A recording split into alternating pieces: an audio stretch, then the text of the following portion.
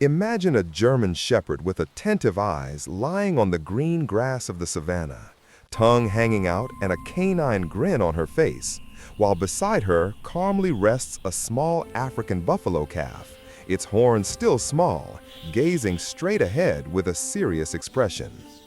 What seems like an impossible scene is living proof that maternal instinct can emerge in the most unexpected place and time. When a buffalo was killed by lions, leaving an orphaned calf with no chance of survival, a dog named Kira, who had just lost her own litter, became the only hope. What began as a desperate gesture from a reserve team transformed into one of the most touching demonstrations of love between completely different species, capable of enduring years and even the wild growth of the little buffalo. On the vast plains of the Old Pajeta Conservancy in Kenya, dawn brought a scene of tragedy common to the savanna. An adult buffalo lay lifeless, surrounded by fresh lion tracks. Beside the body, a newborn calf, still with its umbilical cord attached, mooed weakly, lost and powerless.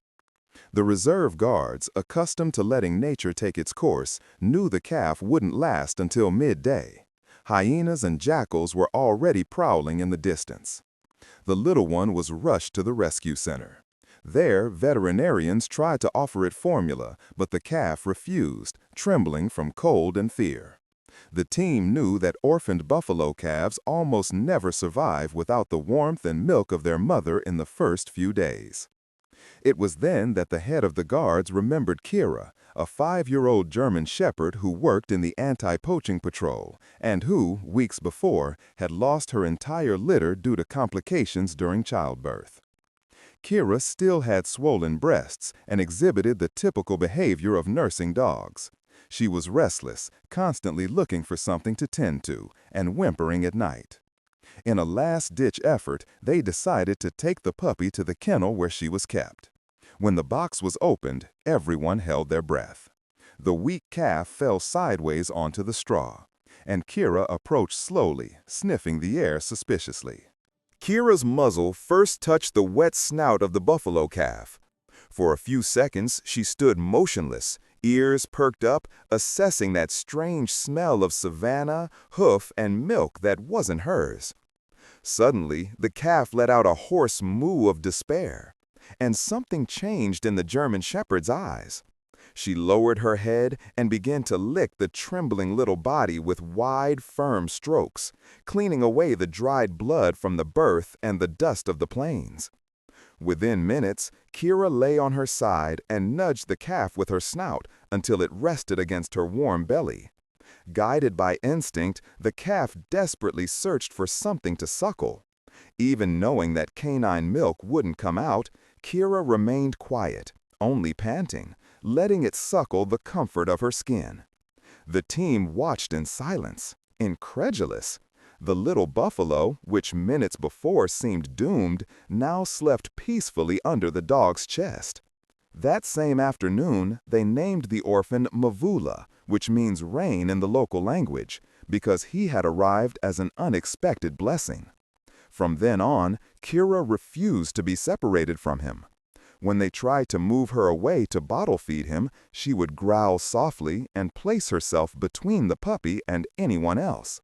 Mvula, in turn, began to follow the dog wherever she went, tripping over her own long legs, imitating her barks with short, funny moos. The first few days were an intense routine of care. Kira would wake up before sunrise, licking Mvula from head to toe, stimulating his circulation and teaching him to stand. When the puppy finally managed to stand, wobbly, the German shepherd would slowly circle him, as if guiding a clumsy canine puppy. Gradually, Mvula learned to follow the dog's black and brown tail, which had become his guiding light in the vastness of the rescue enclosure. Feeding remained a challenge. Although Kira didn't produce enough milk, she allowed the handlers to bring the bottle right after she finished licking Mvula. Her scent on the nipple made the calf accept the artificial milk without resistance. At night, the two slept close together.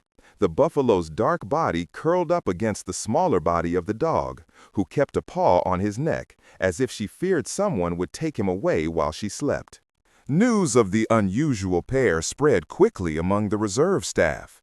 Guards who came from afar stopped to watch Kira leading Mvula through the dirt corridors, the puppy trying to imitate the elegant trot of the German Shepherd, kicking up dust with its still fragile hooves. Photographs began to circulate internally, and even the most skeptical veterinarians admitted they were witnessing something that no animal behavior textbook could fully explain. Weeks turned into months, and Vula grew visibly. By 3 months, he was already taller than Kira, his broad shoulders beginning to outline the powerful silhouette of an adult buffalo. Even so, he continued to treat the German Shepherd as his absolute reference. When Kira barked to scare away low-flying birds of prey, Vula lowered his head and snorted, imitating the dog's defensive posture. When she rolled in the grass to scratch herself, the calf tried to do the same, falling awkwardly to the side and mooing with satisfaction. The bond became increasingly visible during playtime.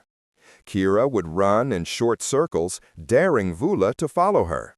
The puppy would dash off with its clumsy legs, kicking up clods of earth, but always stopping before colliding with the dog, braking sharply and licking her snout as a way of apologizing. The handlers laughed as they watched the German Shepherd literally herding her enormous adopted puppy, guiding it back to the shelter whenever it strayed too far. At night, however, the difference in size already caused curious scenes. Mvula tried to snuggle as before, but now occupied almost all the space in the reinforced kennel.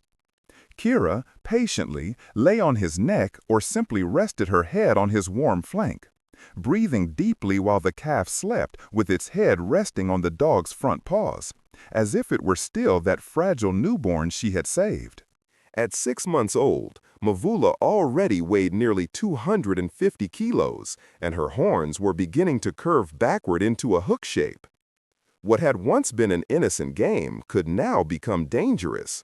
A simple head shake during the race would raise clouds of dust and make the handlers retreat. When the excited calf tried to push Kira with its forehead as it did when it was small, the dog would roll meters ahead, immediately getting up with its tail wagging. But everyone realized that the limit was approaching. The veterinarians decided it was time to begin the gradual separation. First, they built a larger enclosure next to the kennel with just enough space for Kira to pass through. Mvula would stay there during the day, learning to graze with other rescued young buffalo, while the dog would continue sleeping with him at night. The first attempt at separation was painful. Mvula mooed desperately, stamping his hooves against the fence, and Kira responded with sharp barks, pacing back and forth incessantly. For weeks, the team had to maintain the strict routine. Gradually, Mvula began to accept the company of the other buffalo and graze for long hours under the sun.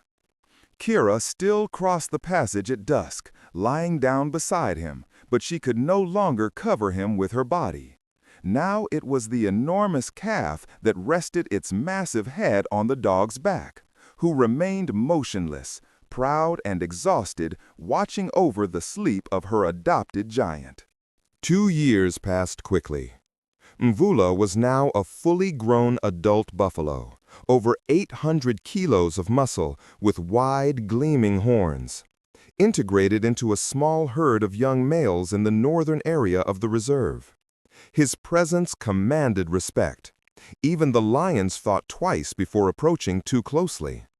Kira, now 7 years old, had returned to patrol work with his trainer, running long distances alongside the jeeps. But he never failed to pass by the enclosure at the end of the day, just to look in the direction where he knew Mvula grazed. The buffalo didn't forget her either. When he heard the dog's characteristic bark in the distance, he would raise his massive head and let out a deep bellow that echoed across the plain. The other buffalo would move away, as if they knew that call wasn't for them. Sometimes, Mvula would walk to the nearest fence and stand there for minutes, staring intently in the direction of the dog's enclosure, until Kira appeared on the horizon. Then he would wag his short tail and snort softly, a gesture the guards had learned to recognize as longing. The team decided that direct encounters would only happen on special occasions and always with heightened supervision, as a single wrong move by the buffalo could be fatal. Even so, on Mvula's annual veterinary checkup dates, they allowed Kira into the holding pen. The giant would immediately lower his head to the ground, allowing the dog to lick his dust-covered snout, while he remained motionless like a statue, only his eyes half closed in contentment. One afternoon in November, the sky opened up. A torrential rain, never before seen in the region, transformed streams into raging rivers and tore down entire fences of the reserve.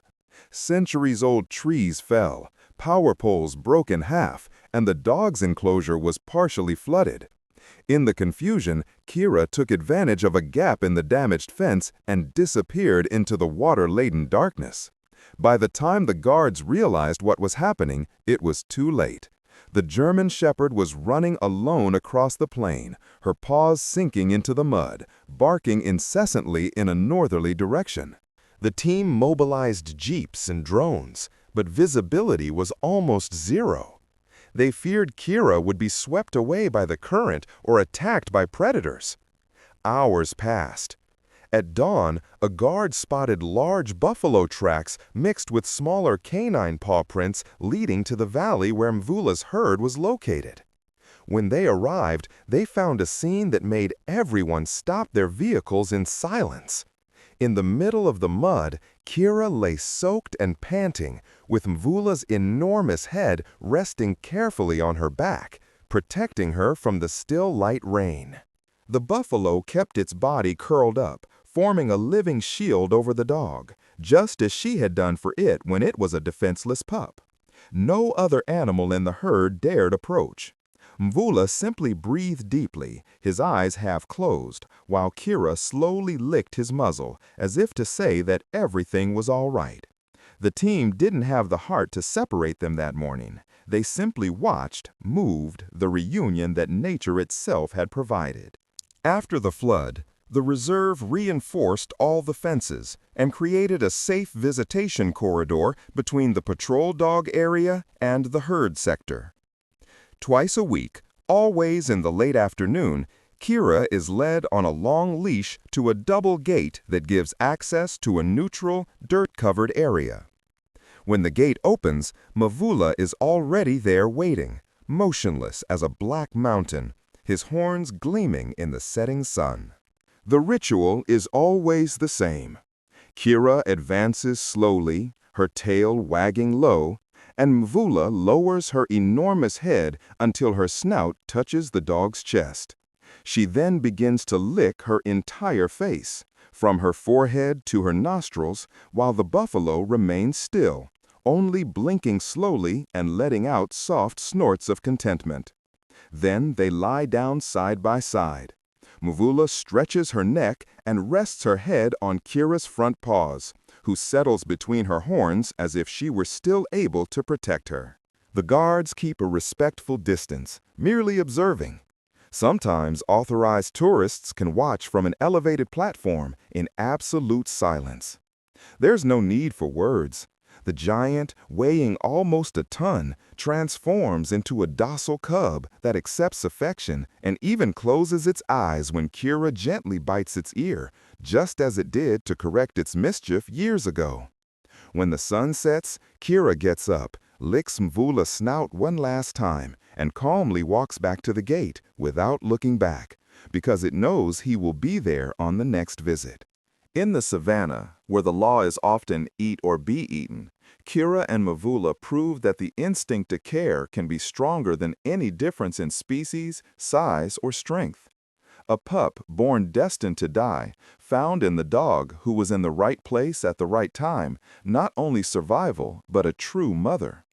Years later, an adult buffalo capable of facing lions chooses to lower its massive head and lie peacefully beside that same German Shepherd, remembering with each gentle snort who saved it and who never stopped loving it.